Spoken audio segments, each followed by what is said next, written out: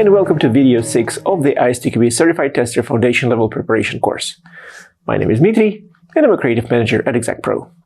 Today we will cover Chapter 6, Tool Support for Testing.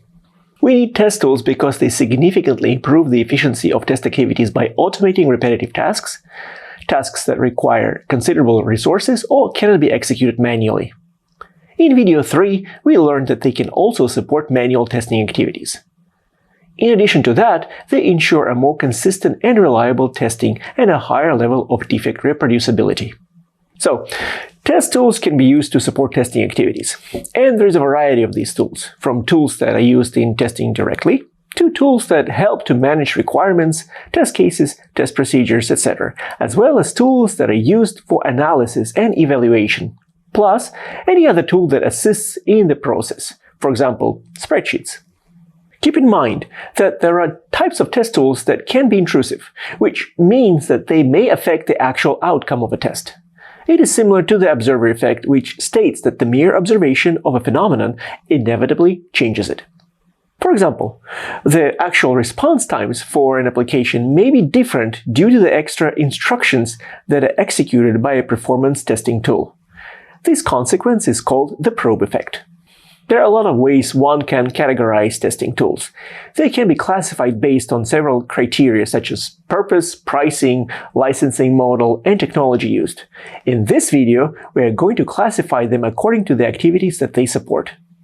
Some tools support only one activity, and some can tackle different tasks. Tools from a single provider, especially those that have been designed to work together, may be offered as an integrated suite. Let's review the test tool classification. Number 1. Test management tools are tools that support test management, and they may apply to test activities over the entire software development lifecycle. These tools can support management of tests, application lifecycles, requirements, defects, configurations, and integrations. These applications help us create test cases and combine them into scripts that will be executed when testing functionalities. Of course, they demand additional effort when implementing, but it pays off because you get to reuse the scripts. Also, reporting process becomes much simpler. Test management tools often need to interface with other tools or spreadsheets to produce useful information in a format that meets the needs of the organization. This is necessary to maintain the consistent requirement traceability or to link with the test object version information. Examples of tools that support management of testing and testware include test management tools and application lifecycle management tools, requirements management tools, defect management tools, configuration management tools, continuous integration tools. Number 2. Test design and implementation tools aid in the creation of maintainable work products during the test design and implementation phases. Examples of such tools include the model-based testing tools and the test data preparation tools. In some cases, tools that support test design and implementation may also support or provide their outputs directly to the tools that support test execution and logging. Number 3. Test execution and logging tools deal with test runs, coverage, and test harness implementation. So, logically, examples of these tools include test execution tools, coverage tools, and test harnesses. Test execution tools are test tools that execute tests against a designated test item and evaluate the outcomes against expected results and post conditions. Test execution tools execute test objects using automated test scripts. These types of tools often require significant effort in order to achieve significant benefits. Let's look at some practical scenarios of how automation is done here. Capture test approach is done by recording the actions of a user. It is relatively simple and works great for smaller tasks. A capture script becomes a linear presentation with specific data and actions. This approach is often used for UI testing and is implemented as a part of regression testing strategy. Unfortunately, this approach is very change-sensitive, as every system alteration requires the recapture of actions in a new script. Data-driven testing is a scripting technique that uses data files to contain the test data and expected results needed to execute the test scripts. This test approach separates the test inputs and expected results, usually in a spreadsheet, and uses a more generic test script that can read the input and execute the same test script with different data. Keyword-driven testing is a scripting technique in which test scripts contain high-level keywords and supporting files that contain low-level scripts that implement those keywords. So, a generic script has keywords related to whatever application is under test. The keywords describe the sets of actions that need to be taken to execute specific steps in testing.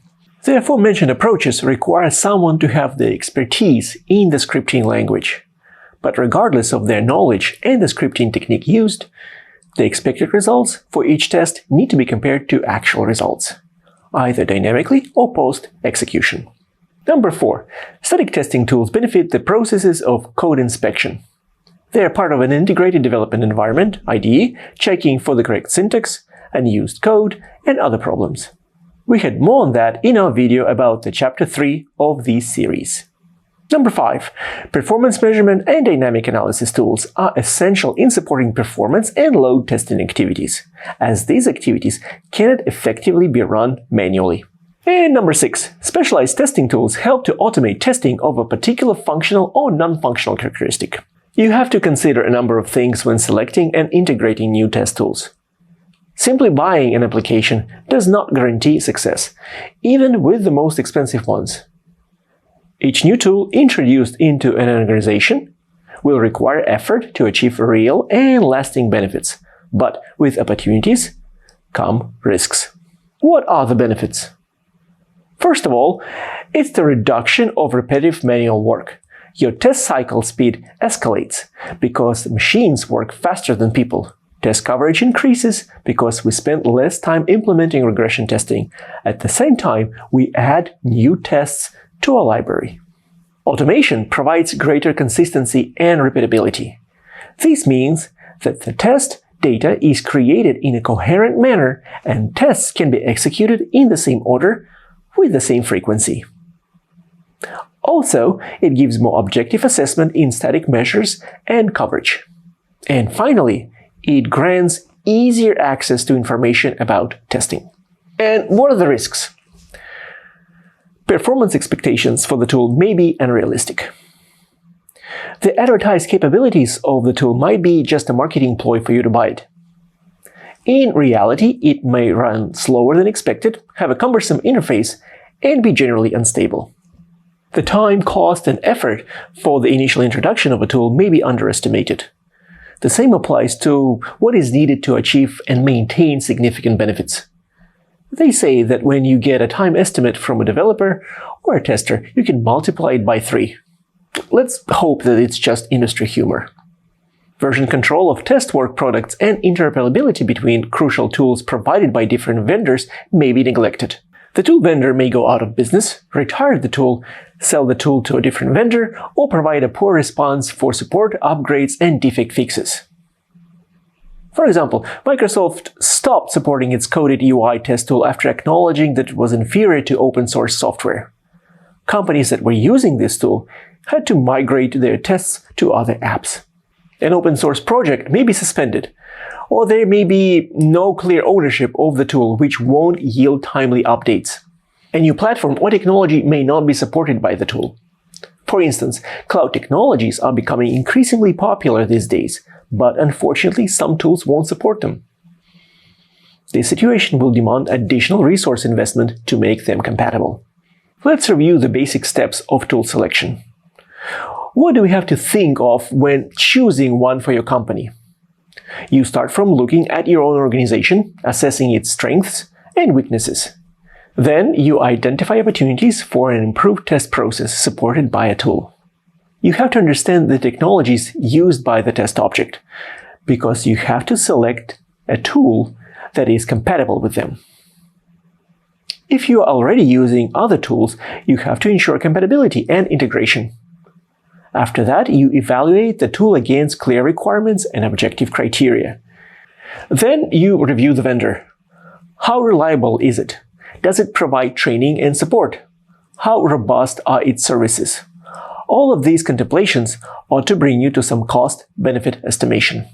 As a final preparation step, the company should do a proof of concept evaluation to establish whether the tool performs effectively with the software under test and within the current infrastructure, or, if necessary, to identify the required changes to that infrastructure so the tool could be used more efficiently. Introducing the selected tool into an organization generally starts with a pilot project. It should help you gain in-depth knowledge about the tool and to understand its upsides and downsides. It will demonstrate how the tool fits with existing processes and practices and determine what needs to be changed. This will also be the time for your company to decide on standard ways of using, managing, storing, and maintaining the tool and the test work products. Here you settle on naming conventions, selecting coding standards, and creating libraries. Also, you should understand the metrics that you wish the tool to collect and report. And what's most important, you confirm your cost-benefit estimation. So, all the initial steps are taken, and we're about to introduce the tool to the rest of the company. But how do we ensure a successful deployment and ongoing support of tools within the organization? First of all, you ought to roll out the tool incrementally, making adjustments as you go along. Second, you define guidelines for the use of the tool, monitor the benefits, and create a way to gather practical information. Third, you should provide training and support for tool users. And fourth, you should gather useful information from the actual use of the tool and lessons learned from old users. It's a trial and error method. If done carelessly, it can cost your organization valuable time and resources. But if implemented thoroughly, it can bring forth benefits for current and future projects. This concludes the overview of the ISTQB Foundation Level Preparation course. Good luck with your studies and exam!